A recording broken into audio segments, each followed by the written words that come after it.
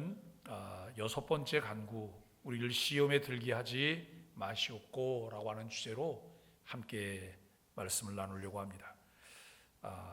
우리가 한 도주 오후에 모이질 않았던 것 같은데 지난주 다섯 번째 간구 그 유학과 실천을 보면 우리가 지난 시간에는 주기도문의 다섯 번째 간구로 우리 죄를 사하여 주시옵고라고 하는 말씀을 나누면서 죄의 본질이 무엇인지, 회개의 참된 의미가 무엇인지, 그리고 죄의 용서의 근거, 유일한 근거가 예수 그리스도의 십자가라고 하는 사실을 함께 살펴보았습니다. 신앙생활하면서 우리가 늘 깨닫게 되는 것은 우리는 허물과 죄 때문에 영원히 죽었다는 거예요. 허물과 죄 때문에 영원히 죽었고, 그래서 그 출생할 때에 이미 하나님과의 관계가 깨졌기 때문에 영적 죽음의 상태에서 우리는 태어났고 육적인 생명만 가지고 있고 매일매일 우리의 삶 가운데 내가 하는 것이 악이에요. 오전에도 말씀을 드렸지만 선을 행하는 것은 계획적이고 아주 완전히 노력하고 애를 써야지만 겨우 선을 하게 되는데, 악은 그냥 내버려두면 악을 행하는 거예요. 그래서 우리가 신앙의 삶을 방치하고 있다, 그러면 이분이 신앙생활을 잘하고 있는 거예요? 아니에요. 늘 경건한 그리스도인의 삶이 아니라 죄와 함께 숨을 쉬는 사람이다 라고 우리가 말해야 될 것입니다. 그래서 죄의 본질이 무엇인지, 회개의 참된 의미가 무엇인지, 그리고 죄 용서의 유일한 근거가 예수 그리스도의 십자가밖에는 없다는 거예요. 내가 여러분 힘써 기도하고 애를 써서 죄 용서해 주시는 것이 아니에요. 이미 그리스도께서 우리의 모든 죄를 담당하셨기 때문에 그분께 우리의 죄의 짐을 또 넘겨드리는 거예요. 맡겨드리는 것이고, 그리고 주님께로 우리가 이제 다 넘겨드리는 것이죠. 이 간구는 단순히 한 번의 회개를 위한 것이 아니라 우리가 여러분 영적 죽음의 상태에서 새 생명을 얻게 되는 데는 단회적인 거예요. 구원은 단회적인 거예요. 반복이 아니에요. 그래서 우리가 이 하나님 앞에 예수 그리스도를 주로 믿고 고백하며 우리가 여러분 중생되었을 때 우리는 과거에 지은 죄, 현재에 지은 죄, 미래에 지은 죄까지 주님께서 다 담당하신 거예요. 그렇기 때문에 우리는 매번 우리의 삶 속에서 반복해서 매일매일 마치 손을 씻듯이 우리의 죄악된 것을 씻어버리는 이런 일들을 우리가 하게 되는 것이죠.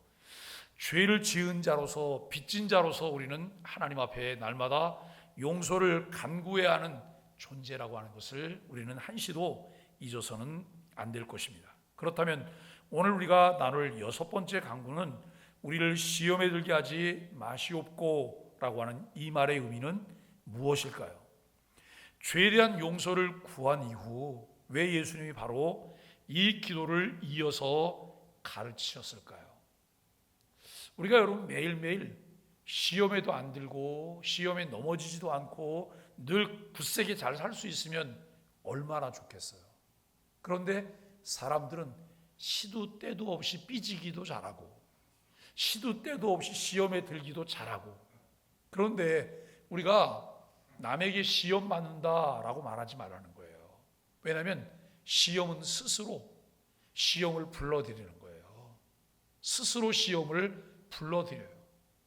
그렇기 때문에 우리가 시험에 들게 하지 마시옵고라고 하는 이 기도를 하게 되는데요, 유혹 앞에 선 성도와 공동체의 기도를 우리에게 가르쳐주고 있다는 거예요.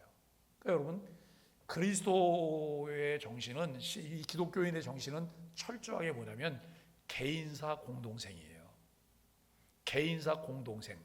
그런데 우리 인간들은 어떠냐면 공동사 개인생이에요. 나만 살면 된다는 거예요. 나만.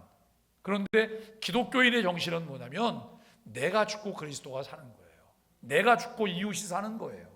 내가 죽고 공동체가 살아나는 거예요. 이것이 교회 공동체예요. 근데 우리는 어떠신가요? 나는 내가 좀 낮아지고 내가 죽어지고 내가 헌신함으로 공동체가 살아나고 우리가 더불어 살아가는데 여러분 초점을 맞추면서 살고 있나요? 목사님 나 피곤하거든요. 나 피곤해요. 피곤하지 않은 사람이 어디 있어요? 바쁘지 않은 사람이 어디 있어요? 그런데 아무리 바빠도 아무리 피곤해도 꼭 해야 될 것은 놓치지 않는 거예요. 그죠? 우선순위를 정해서 우선해야 될 것을 우리가 놓칠 수는 없다는 거예요. 그래서 어떤 분들이 이렇게 전 바쁘거든요, 피곤하거든요 라고 말할 때 자세히 좀 관찰해 보면 그분에게 이 일은 없는 거예요. 이 일이 우선순위가 아닌 거예요. 이렇게 얘기를 하면 목사님 너무하는 거 아니에요? 너무해도 할 수 없어요. 그건 사실이니까. 그렇잖아요. 아무리 피곤해도 이것은 꼭 해야 된다 그러면 반드시 하게 돼 있어요. 네? 반드시. 그래서 우리가 뭘 하든지 간에 우리 이제 이번에 노예하면서 목사님들과 여행을 하는데 우리 노회장 목사님이 고등학교 다닐 때 선생님이 공수부대 출신이래요. 네? 그러면서 노래 하나를 그 시간에 들어올 때마다 그 똑같은 노래를 한다는 거예요. 근데 그 노래가 은근 중독성이 있어요. 네? 중독성이 있어갖고 입에 딱 붙잖아요. 그러면 계속해서 따라하게 돼요. 안 되면 되게 하라. 그 노래를 하는데 여러분 우리가 정말 그리스도인의 정신이 무엇일까 생각해봐요. 늘 유혹 앞에 우리가 서 있지만 성도와 공동체의 기도를 우리에게 가르쳐 주고 있는 이 내용들을 우리가 함께 나누게 됩니다. 시험에 들게 하지 마옵시고라고 하는 기도의 의미를 조금 더 자세히 살펴보면 먼저 유혹과 시험은 왜 올까? 유혹과 시험은 왜 올까라고 하는 거예요. 이 유혹과 시험을 말할 때 세 가지로 말하기도 하지만 보편적으로 두 가지 정도로 이렇게 설명하게 되는데요. 우선 본문에서 시험에 해당하는 헬라어 이 페이라스모스는 시험과 유혹이라고 하는 두 의미를 모두 담고 있어요. 하나님의 목적은 연단이지만 사탄은 그 기회를 이용해 유혹으로 만든다라고 하는 거예요. 우리가 실력을 향상시키기 위해서 테스트하죠. 시험을 치러요. 또 하나는 완전히 넘어지게 하고 함정에 빠뜨려서 죽게 하려고 사람을 시험하는 시험이 있어요. 이 두 가지 시험들을 우리가 좀 생각해 볼 수 있겠고요. 하나님은 아브라함을 시험하셨어요. 창세기 22장에 하나님이 아브라함을 골탕 먹이려고 시험하셨죠. 그래서 곤경에 처하게 돼서 아브라함이 완전히 망하게 만드시려고 하나님이 아브라함을 시험하셨나요? 아니에요. 아브라함이 아들 이삭을 100세에 얻게 하셨어요. 100세의 아들을 얻은 거예요. 얼마나 귀하겠어요. 이 이삭이 청년이 되었을 때 어느 날 하나님께서 아브라함이 말씀하세요. 아브라함아, 모리아 산에서 내 아들 이삭을 번제물로 드려라. 번제를 드려라. 이 번제는 뭐냐면 각을 뜨고 불로 태워서 드리는 제사예요. 여러분, 하나님은 성경에 분명히 인신 제사는 안 된다고 말씀하셨어요. 인신 제사는 죄라고 말씀하셨어요. 그런데 하나님이 이삭을 각을 떠서 불로 태워서 제사를 드리라는 거예요. 여러분, 그래서 신앙생활은 잘 생각해야 되는 것이고 신앙생활은 폭 넓게 모든 것을 봐야 돼요. 하나님께서 여기서 말씀하신 것이 이쪽에서 보니까 여기는 하나님 말씀하시는 게 요거가 안 맞아요. 이 다른 거란 말이에요. 그러면 우리가 당당하게 그 일을 할 수 있어야 돼요. 왜요? 하나님이 이삭 안 죽일 거구나. 하나님이 이삭 죽지 않게 할 거라고 하는 것에 대한 확신을 가져야 되는 거예요. 또 하나는 이삭이 죽으면 하나님이 그토록 강조하면서 하셨던 하나님의 언약이 무효가 되는 거예요. 왜요? 이스마엘을 낳았을 때 하나님께서 뭐라고 말씀하셨어요? 아니야, 너에게서 나온 씨라야 돼. 근데 너에게서 나온 씨는 하가를 통해서 낳은 아이가 아니에요. 사라를 통해서 낳게 되는 아이가 하나님의 언약을 이어갈, 계보를 이어갈 그 약속의 씨라는 거예요. 여러분, 아브라함이 여기에 대한 분명한 확신이 있다면 이스마엘 안 낳는 거예요. 그죠? 그리고 아브라함이 이 일에 대해서 확신이 있다면 이삭을 바치라 그럴 때 머뭇거려야 될 이유가 요만큼도 없는 거예요. 왜냐하면 하나님이 이삭 안 죽이실 거니까. 이게 여러분 신앙생활의 배짱인 거예요. 그걸 모르면 벌벌 따라요. 예? 그리고 그것 때문에 시험 들어 코 빠져가고 이렇게 앉아있는 거예요. 하나님이 이삭을 바치래. 이거 어떻게 해? 그럴 만한 게 뭐가 있어요? 이삭은 하나님께서 안 데려가실 건데요. 설령 하나님이 이삭을 데려가도 그 이삭을 다시 살려놓을 거라고 하는 확신이 우리 있어야 되잖아요. 그런데 덮어놓고 신앙생활을 잘 모르죠. 성경을 모르면 매사가 다 꼬이는 거예요. 매사가 다 불편하기만 해요. 예? 하나님이 아브라함을 시험하셔서 그의 믿음을 연단하시는 거예요. 그러나 마귀는 예수님을 광야에서 시험해서 예수님을 넘어뜨리려고 했어요. 이 마귀가 예수님의 그 능력을 더 좀 이렇게 상승시키기 위해서 예수님을 시험하려고 그랬던 거죠? 아니에요. 하나님의 구속 사역을 완전히 망가뜨리려고 예수님을 시험하는 시도를 했던 것을 우리가 알게 돼요. 그러므로 우리가 이 기도에서 말하는 시험은 단순한 어려움이 아니라는 거예요. 우리를 죄로 이끌고 가고 하나님을 떠나게 만드는 모든 유혹의 세력에 빠지지 않게 해달라고 하나님께 간구하게 되는 것이죠. 유혹의 종류는 세 가지 대표적인 길이 있어요. 세 가지 대표적인 길. 이 세 가지 대표적인 길을 보면 요한일서 2장 15절 16절 개역개정 성경을 보면 이렇게 말씀해요. 이 세상이나 세상에 있는 것들을 사랑하지 말라. 누구든지 세상을 사랑하면 아버지의 사랑이 그 안에 있지 아니하니 이는 세상에 있는 모든 것이 곧 육체의 정욕과 안목의 정욕과 이생의 자랑이 아버지께로부터 온 것이 아니요 세상으로부터 온 것임이라 라고 말씀하고 있습니다. 먼저 여러분 육체의 정욕이라고 하는 것을 한번 살펴보실까요? 창세기 3장에 보면 뱀이 우리는 뱀이 그러지만 여러분 사단이 뱀을 이용해서 시험을 하는 거예요. 이 뱀이 하와를 유혹을 해요. 하와에게 이렇게 말하죠. 하와야, 하나님이 동산에 있는 모든 것을 먹지 말라 그랬냐? 아니야. 모든 것을 우리 마음대로 먹을 수 있게 하셨는데 동산 중앙에 있는 것만 먹지 말라 그랬어. 그것을 먹으면 정령 죽는데 죽을까 했다는 거예요. 이 말을 듣고 마귀가 그렇게 말하잖아요. 야, 넌 그 말을 믿냐? 넌 그 말을 믿어? 네가 그걸 먹으면 하나님하고 똑같아질까 봐 하나님이 걱정이 돼서 먹지 말라고 한 거야. 여러분 이렇게 말을 전개해 나가는 거예요.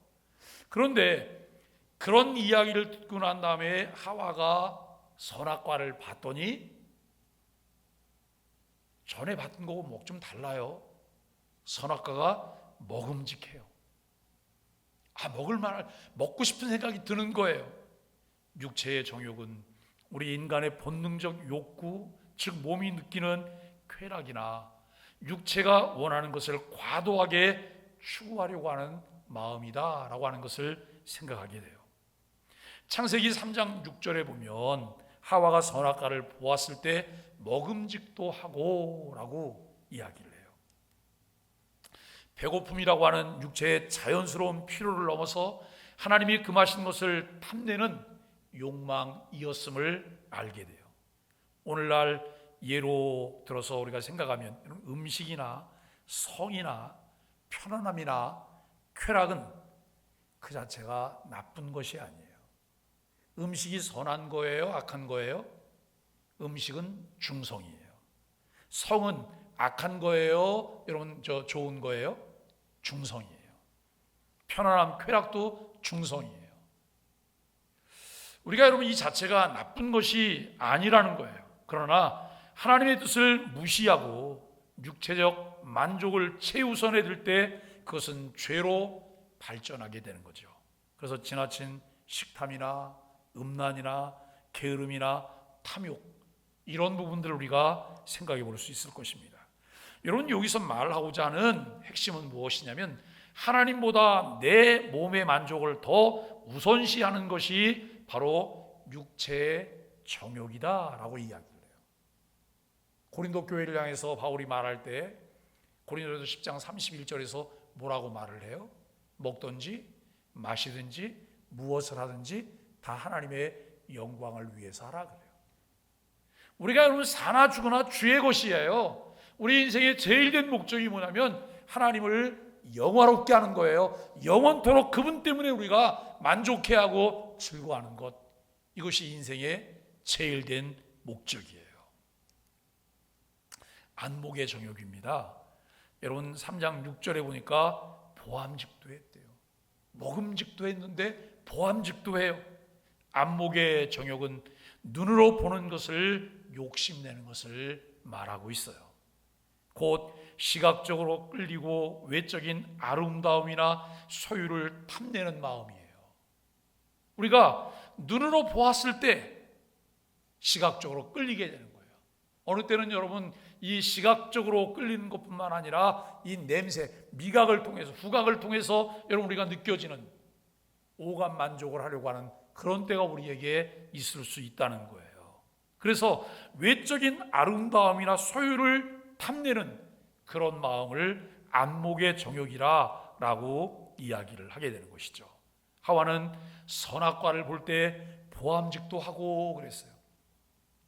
여러분 그 사단이 와서 속삭거리기 전에는 동산 중앙에 있는 걸 쳐다도 안 봤을 거예요. 안 봤을 거예요. 전 하나님이 금하신 거야 라고 해서 안 보고 늘 그냥 다녔을 거예요. 근데 그 말을 듣고 나니까 보암직했어요. 보암직했어요. 단순히 배를 채우려는 것이 아니라 보는 것 자체가 욕망을 일으키고 있음을 알게 됩니다. 오늘날로 예를 우리가 들어서 이야기한다면 화려한 집, 자동차, 명품, 인스타그램 같은 SNS상에 남들의 삶을 부러워하는 마음, 또 포르노그래피, 외모지상주의 같은 것들이 여기에 해당이 되는 것을 우리는 알게 됩니다.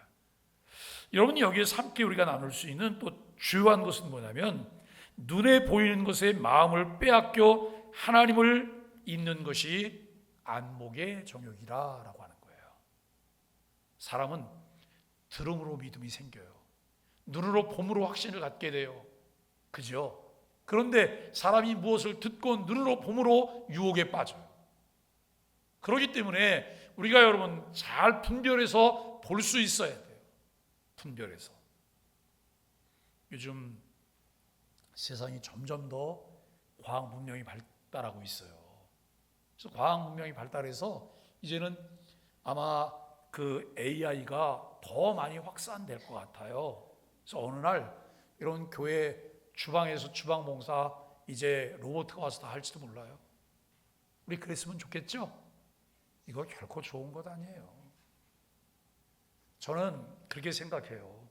우리가 돈이 많아져서 돈으로 모든 걸 다 해결하잖아요. 그때 우리가 얻는 것보다 잃는 게 더 많을 거예요. 잃는 게.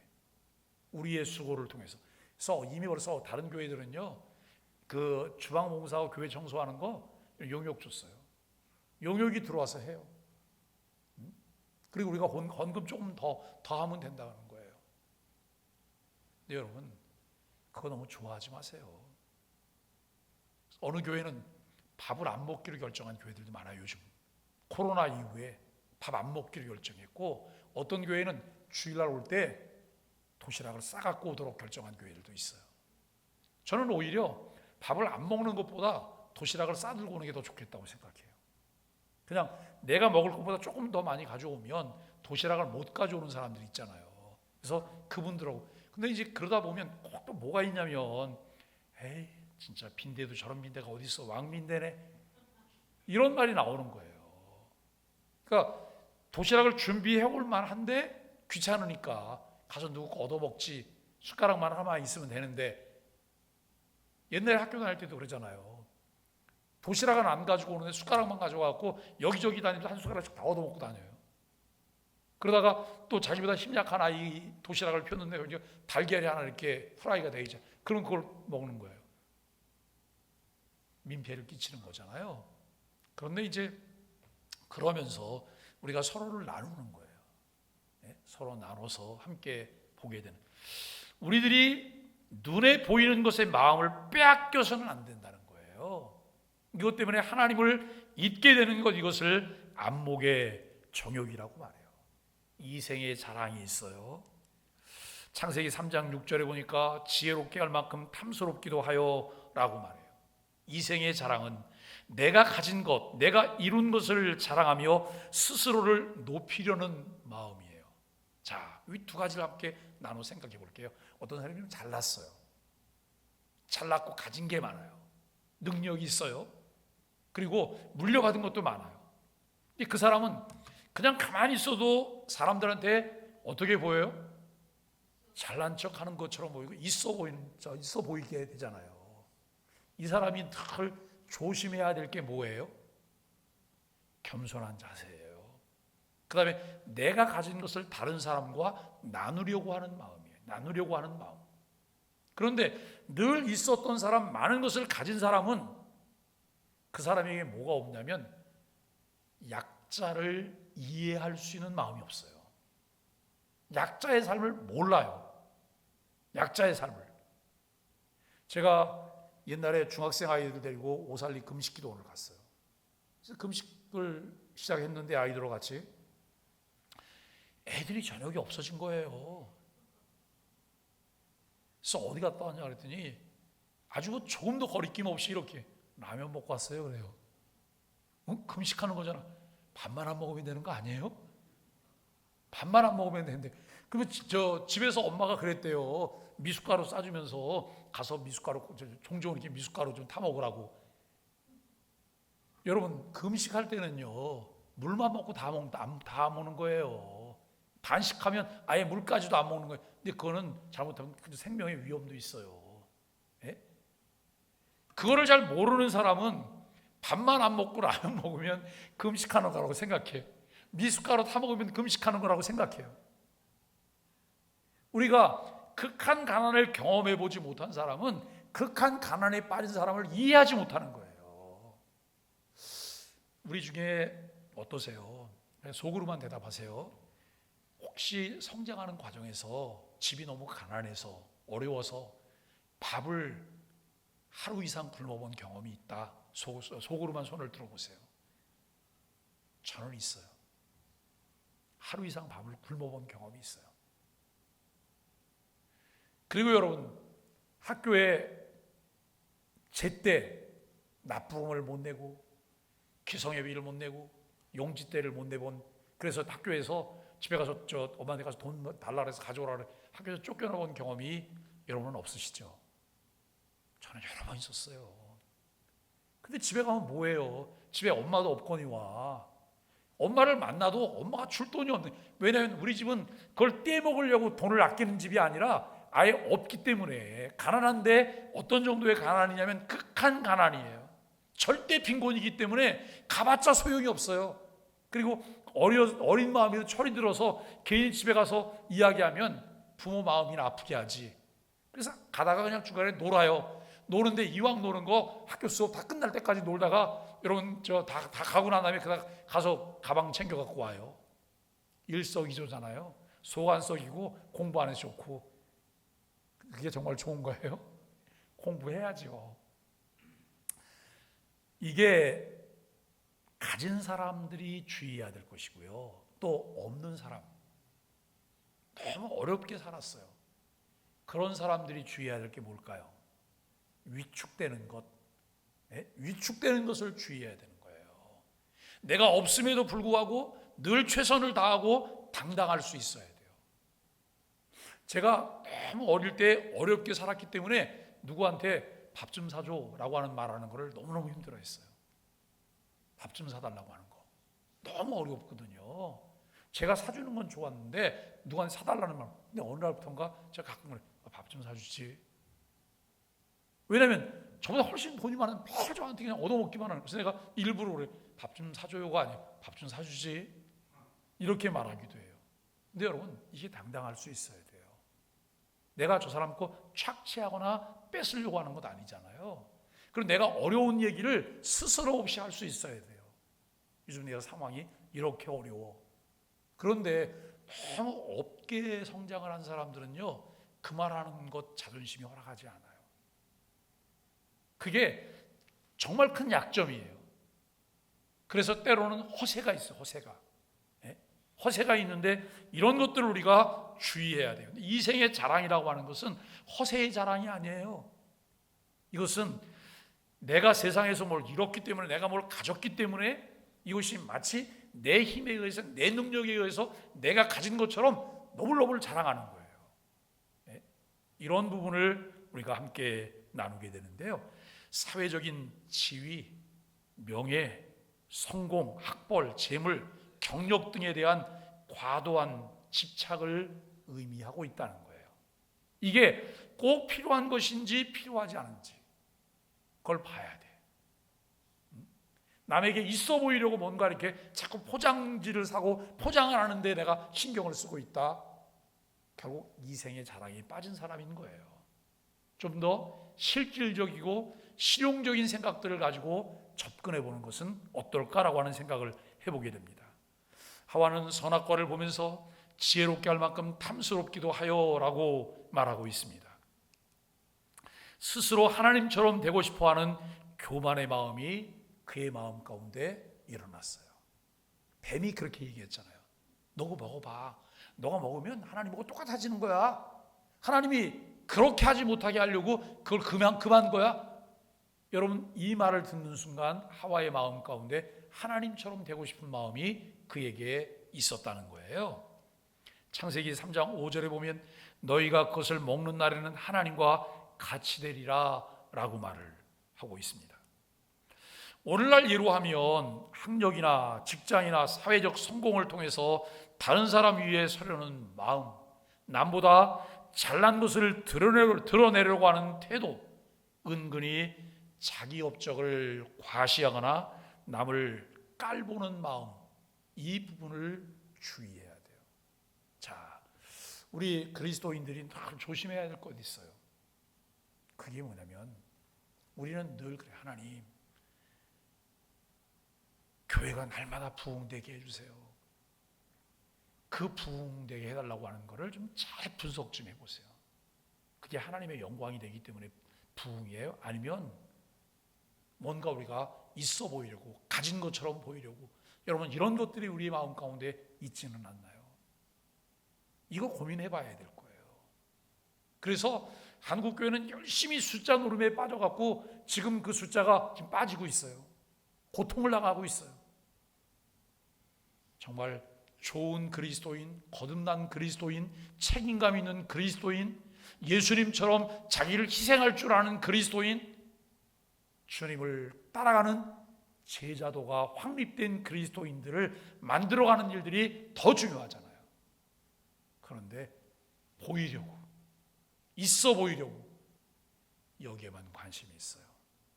어느 날 뻥이요, 뻥 터지면 아무것도 없어요. 하나님 없이 스스로 인생을 주관하려고 하는 교만, 이것이 이생의 자랑이다라고 하는 거예요. 늘 하나님 없이 살 수 있는 것 같아요. 농부가 농사를 지었는데 그의 농사가 너무 잘 돼갖고 너무 큰 풍년이 된 거예요. 자, 이거 어디다 쌓지? 그래, 창고를 몇 개 더 짓기로 해요. 예? 창고를 더 짓고 잘 관리해서 이제 좀 떵떵거리고 살고 싶은 마음이 그에게 있는 거예요. 그런데 주께서 이렇게 말씀하세요. 오늘 밤에 내 생명을 내가 가져가면 그것이 누구 것이 되겠느냐라고 하는 거예요. 예? 그것이 누구 것이 되겠느냐. 여러분, 지금 이 시간 가장 가치 있는 것이 무엇일까를 생각하면서 가치 있는 것을 위해서 여러분, 내가 가진 것을 내 것이 아닌 주님의 것이라고 우리가 그것을 내어놓을 수 있어야 돼요. 그런데 이거 아무나 하는 게 아니에요. 교회를 딱 오시면 내 눈에 보이는 것들이 있어요. 저거는 좀 어떻게 해결을 좀 봐야 되겠다. 저거를 좀 어떻게 해결을 봐야 되겠다, 그런 마음이 내 마음에 들어요. 이게 아무나 볼 수 있는 게 아니거든요. 어떤 사람은 안 볼라 그래. 왜냐하면 그걸 보면 자꾸 양심에 그 꺼리낌이 있잖아요. 저걸 보면서 내가 헌신해야 되는데 나는 하기 싫으니까 안 보려고 이래요. 근데 그게 보이는 게 은혜이며 복이에요. 그리고 그 일에 보이긴 보였는데 아무리 그냥 이리 뒤지고 저리 뒤져도 여러분 아무것도 없어요. 1점 꼬랭이도 안 나오는 거예요. 그 얼마나 괴롭겠어요. 그런데 그걸 안 보려고 해. 이 주머니 속에 돈이 있기 때문에. 제가 아는 교회가 연말이 되면 12월 31일 날 밤중에 밤 비행기를 타고 전 교인이 제주도로 가요. 거기에 제주도에 가서 송구 영신 예배와 1월 2, 3일까지 거기서 집회를 하고 돌아와요. 그런데 12월 31일 날 그 어떤 분이 장사를 했는데 돈을 입금을 못 했잖아요. 집에다 두고 오자니 돈이 너무 많아서 이거 좀 위험할지도 모른다고 하는 생각 때문에 여기에다가 돈을 다 찼어요. 다 집어넣고 5만 원짜리를 다 집어넣고 딱 맸어요. 가서 이제 첫날 집회를 잘 마치고 두 번째 날 집회를 하는데 이럴 때마다 자꾸 이게 뭐 털렁털렁 걸리더라고요. 여기만 신경이 쓰이는 거죠. 이 돈 없어질까 봐. 그런데 집회가 진행되는 동안 헌신하게 되는 일이 있었던 거예요. 헌신하게 되는. 그래서 이분은 마음속으로 그런 생각, 내가 절대로 이거는 안 내놓을 거야. 이건 꼭 지킬 거야. 그런데 결론은 뭐냐면 마지막 날 이분이 이걸 다 풀어서 내놨다는 거예요. 왜 내놨냐면 시간마다 이게 자기를 괴롭히더래요. 하나님이 괴롭힌 거죠? 아니에요. 깨달음을 주시는데 자기는 이거 알아. 그런데 마음에 이런 생각이 들더래요. 이 돈은 또 나가서 벌면 또 이렇게 벌릴 건데 내가 이걸 지키려고 제대로 은혜도 못 받고 하나님께 집중하지도 못하고 이럴 바에 차라리 이거 그냥 다 내놓는다고. 내놓고 나니까 속이 시원하더래요. 근데 여러분 그게 아무나 하나요? 꽤 큰 돈인데. 오늘 우리는 정말 하나님 없이 스스로 인생을 주관하려고 하는 교만이 우리에게 있다는 거예요. 주님의 주인 되심을 인정하고 이 생의 자랑이 아니라 하나님의 영광을 드러내는 삶을 우리가 살아가야 됩니다. 요한이 경고하는 세상의 유혹은 오늘날도 여전히 우리를 강하게 유혹하고 있습니다. 그러나 예수님은 광야 시험에서도 바로 이 세 가지 유혹을 이기셨습니다. 육체의 정욕이에요. 떡이 되어라. 돌덩이가 떡이 되게 하라. 너 얼마나 배고프냐? 이 돌덩이가 떡이 되게 해서 허기를 면하도록 해라. 40일 금식하고 떡 먹으면 죽어요.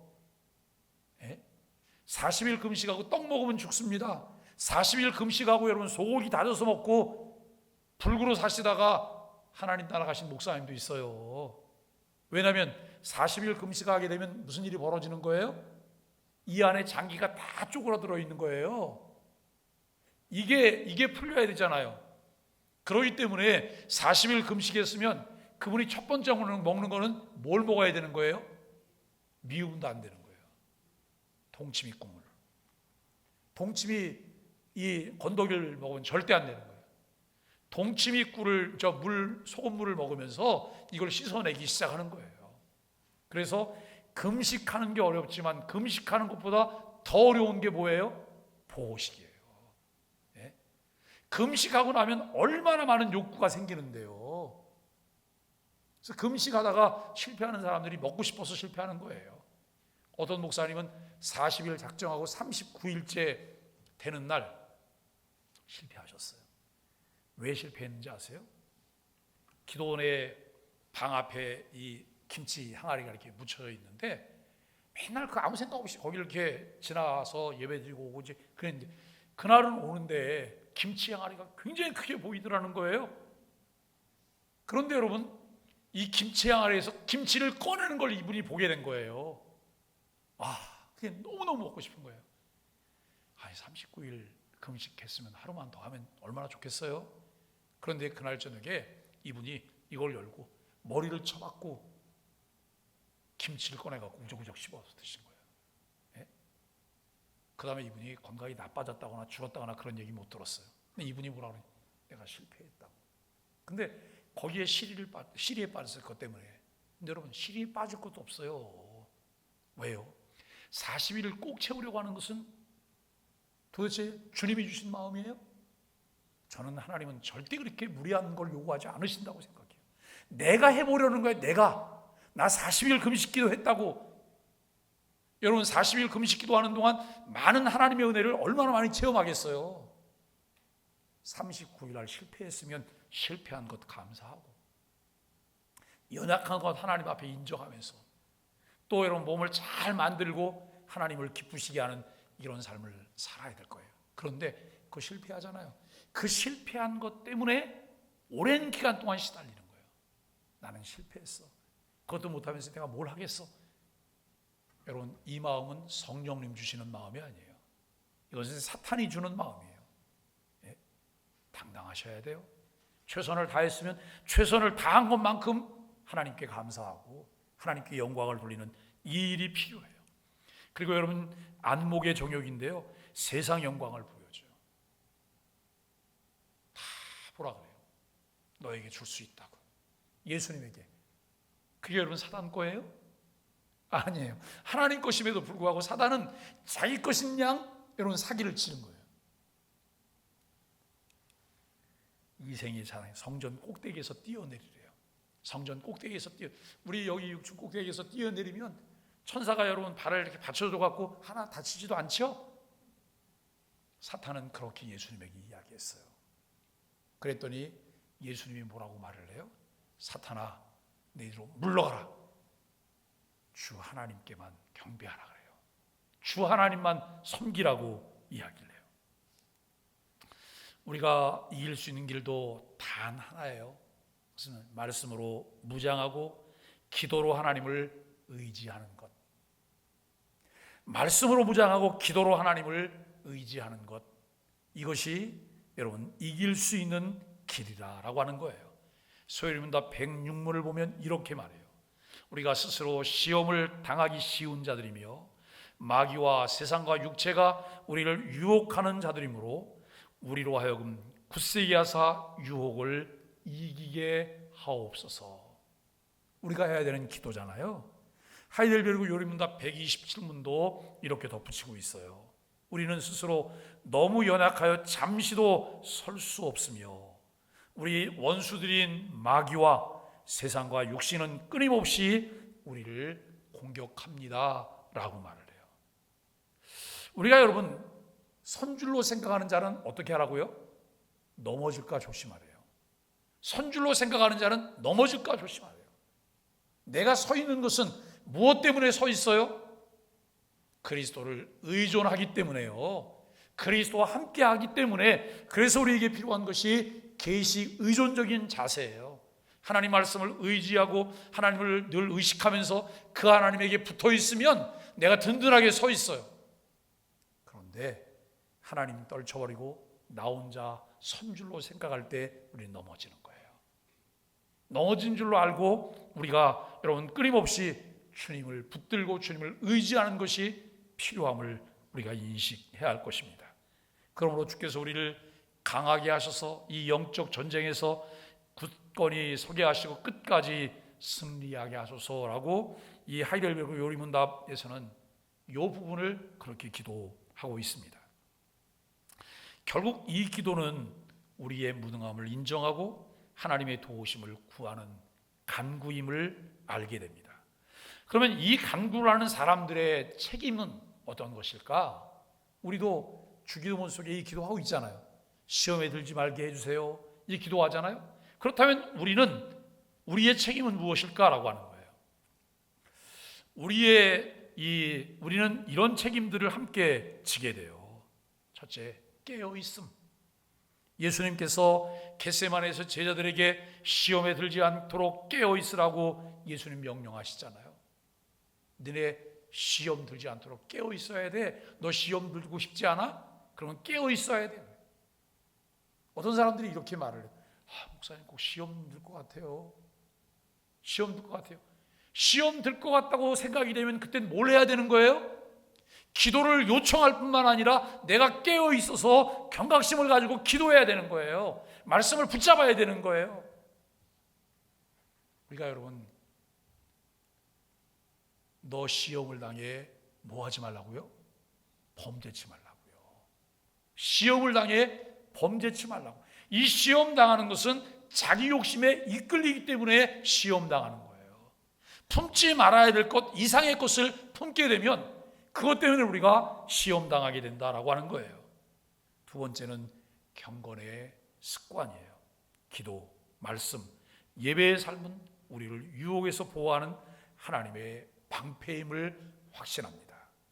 그래서 매일매일 아침마다 소망의 아침 묵상을 하는 거예요. 그러니까 바라기는 첫 시간을 소망의 아침 묵상하는 시간으로 개인적으로 정하셔야 돼요.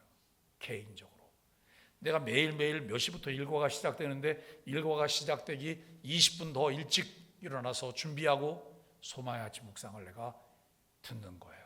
한 번 듣고 두 번 들어보고 또 좀 이렇게 메모하면 정리할 수 있는 그런 그 힘이 능력이 나에 있다고 하면 그걸 정리해 보기도 하고, 근데 나는 그게 잘 안 된다 그러면 그냥 듣는 거예요.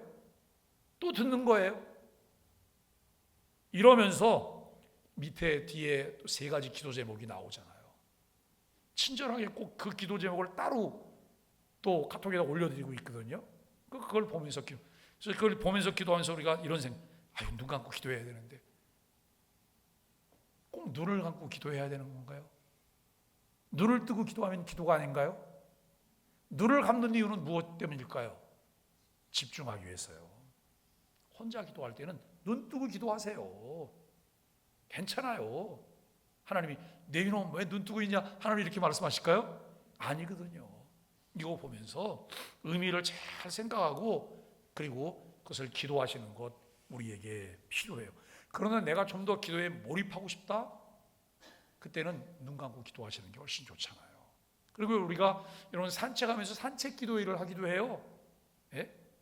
이거 듣고 보면서 산책하면서 음미하면서 기도하는 거예요.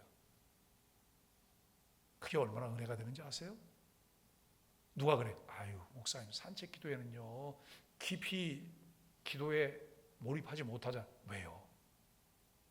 성 프란시스가 늘 이 산책하면서 여러분 묵상하며 기도했던 거 모르세요? 그는 늘 삶이 기도였잖아요. 늘 삶이. 공동체의 도움이에요. 서로 권면하며 함께 기도하며 서로 짐을 지는 교회의 기능은 개인이 유혹을 이기는데 필수적이라는 거예요. 그래서 여러분 갈라디아서 6장에 보니까 6장에서는 짐을 서로 지라 그래요. 서로 짐을 지라. 그 다음에 자기가 져야 될 짐은 자기가 져야 된다라고 이야기해요. 우리가 오늘도 공동체의 도움이 왜 필요할까? 내가 연약할 때, 쓰러질 것 같을 때, 내가 시험 들려고 할 때, 목사님 이런 어려움을 만났어요. 이거 자존심 상하는 것 아니거든요. 이야기하셔야 돼요. 아무개 집사님, 권사님 저를 위해서 기도해 주세요. 제가 요즘 이런 것 때문에 좀 어려워요. 이거 여러분 자존심 상하는 거예요? 아니에요. 내 주변에 적어도 나에게 어떤 문제가 있을 때 자기 일처럼 함께 기도해 줄 수 있는 사람들이 몇 분씩 좀 계셔야 되는 것 아닐까요? 그게 우리가 넘어지지 않고 똑바로 걸어갈 수 있는 거예요. 또 나도 다른 사람의 일을 마치 내 일처럼 함께 짐을 짊어지고 나눠 갖는 이 일들이 우리에게 필요해요. 공동체를 해치는 가장 무서운 적이 뭐냐면 개인생이에요. 개인생. 내가 사는 거예요. 나 중심의 삶을 사는 거예요. 우리가 여러분 교회 부흥회를 하거나 수련회를 갔을 때 첫째 날이 어려운 이유가 무엇일까요? 첫째 날은 아직 물이 들질 않았어요. 은혜의 물도 들질 않았어요. 그래서 자기가 다 살아있어요. 펄떡펄떡 뛰어요. 그런데 첫날 집회가 끝나고 이틀째 하는 날 집회를 하다 보면 은혜가 들어가기 시작해요. 펄쩍펄쩍 뛰는 것이 줄어들기 시작하고 공동체 속으로 함께 들어오게 돼요. 교회 생활이 그렇게 돼야 되는 거예요. 내 개인주의, 내 생각, 내 소견, 내 고집, 여러분 이것이 공동체를 세우는데 도움이 될까요? 도움이 되질 않아요. 그래서 늘 제가 하는 말씀이 있어요. 답은 어디에 있다고요? 성경 속에 있다고요. 성경 속에 답이 있고 성경 속에 길이 있어요. 적어도 내가 성경을 근거로 성경 속에서 내가 뭘 얘기를 하고 있다고 하면 여러분 함께 동조하는 사람들이 필요하잖아요. 누군가가 지금 성경을 근거로 해서 뭘 말하고 있어요. 근데 나하고 생각이 좀 다른 것 같아요. 그때 내 생각을 주장하는 것이 아니라 성경을 근거로 말하고 있는 거기에 내가 마음을 맞춰가는 것, 이것이 필요해요. 시간이 걸리더라도 이렇게 여러분 준비되고 교회가 세워지면 그것을 통해서 교회는 힘을 얻게 돼요. 이제는 종착역까지 왔는데요, 우리를 시험에 들게 하지 마옵시고 라고 하는 이 부분을 보면서 우리가 공동체의 기도를 생각하는 거예요. 우리는 오늘 이 기도가 단순히 개인의 기도가 아니라는 것을 알게 돼요. 우리를 시험에 들게 하지 마옵시고, 이 간구는 교회 전체를 위한 간구입니다. 한 지체가 유혹에 빠지면 교회 전체가 아픔을 겪어요. 어떤 사람들이 힘들거나 또 좀 괴로운 일이 있거나 누구에게 좀 마음이 다치면 뭐라고 말하냐면 나는 좀 떨어질게요. 나는 좀 혼자 있을게요. 이거는 사망의 음침한 골짜기로 들어가는 거예요. 예? 사망의 음침한 골짜기로 들어가는 거예요. D.L. 무이가 어떤 분이 와서 상담을 해요. 왜 자꾸 자기는 신앙이 침체되는지 모르겠다고. 왜 이렇게 신앙이 침체되는지 모르겠다고. 근데 D.L. 무디가 첫 질문이 뭐였는지 아세요? 부인은 다른 사람들과 성도의 교제를 잘하고 계십니까? 아니요. 답이 거기에 있습니다 라고 얘기했어요. 여러분, 장작더미가 쌓여 있어요. 불을 붙였어요. 함께 잘 타고 있어요. 근데 그 중에 하나를 집게로 집어갖고 밖으로 빼냈어요. 계속 잘 타죠? 꺼져요. 이것만. 여기는 잘 타고 있어요. 우리가 여러분 교제가 뭐 별로 마음에 안 들고 수준도 안 맞고 그런다고요? 나하고 생각이 다르다고요? 그 안에서 우리가 하나님의 뜻을 찾고 만들어져가는 교제가 필요한 거예요. 이 교제 속에서 우리가 서로를 지탱하고 서로를 세워주는 그런 일들이 우리에게 있을 수 있다는 거예요. 반대로 모든 지체가 깨어 기도하면 교회는 거룩함을 지킬 수 있습니다. 공동체가 이 기도를 지속해서 드릴 때 하나님은 우리를 보호하시고 시험을 능히 이기게 하신다고 하는 말씀입니다. 예수님께서 말씀하셨습니다. 많은 사람들이 실족하게 되어 서로 잡아주고 서로 미워할 것이다. 마태복음 24장에 나타나는 말세의 현상 중에 하나인 것을 말합니다. 그러므로 우리는 반대로 서로 사랑하며 서로 붙들며 서로를 위해 간구해야 합니다. 적용을 위한 질문인데요, 나는 지금 어떤 유혹 앞에 서 있는가? 그 유혹을 이기기 위해 하나님께 간절히 간구하고 있는가? 내 옆에 지체가 유혹 가운데 있을 때 나는 그를 위해 기도하며 붙들고 있는가? 공동체 전체가 시험에 들지 않기 위해 내가 해야 할 일은 무엇인가? 이런 질문들을 우리가 할 수 있을 것입니다. 오늘 말씀을 함께 우리가 나눴는데 이 말씀 속에서 하나님, 시험에 들게 하지 마옵소서. 이 기도 속에서 늘 함께 더불어 서로를 세워주고 붙잡아주는 은혜가 있게 되기를 바랍니다.